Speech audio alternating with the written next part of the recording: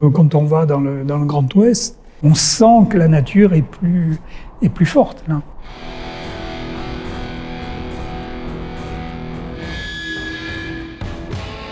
Pour moi, souvent, c'était plutôt la notion de grands espaces et de grandes étendues. L'image que j'ai toujours en tête, hein, un feu style un gros feu de camp. Et ici, cette atmosphère et cette profondeur, entre guillemets, que j'ai essayé de traduire avec des notes un petit peu plus cuirées, plus de notes de fond, en gardant toujours la signature, en l'habillant, l'arrondissant un petit peu plus avec des notes vanille.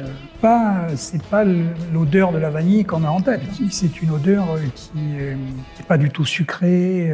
C'est une odeur, oui, avec un côté animal. Le santal, c'est un bois qui est très rond, qui est très doux et tout. Mais il a une odeur qui nous touche un petit peu, qui nous parle un peu dans notre inconscient, une odeur que je qualifierais d'hormonale.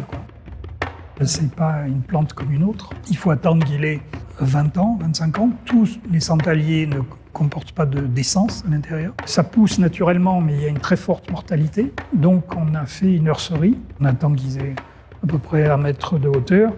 Et on les replante dans cette forêt et ils se développent, j'allais dire, naturellement. Donc c'est une plantation accompagnée. Chaque fois qu'on en coupe un, on en replante 6 pour être sûr de les retrouver 15 ans après, d'en retrouver suffisamment. J'ai un rapport qu'on devrait tous avoir avec la nature, c'est-à-dire à partir du moment où j'utilise des produits naturels, très égoïstement, mon intérêt c'est de les préserver et de les soigner.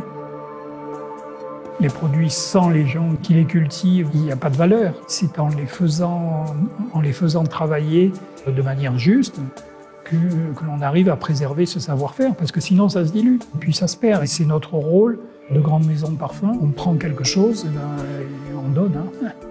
On dit c'est un échange, c'est pas je prends et puis je verrai bien.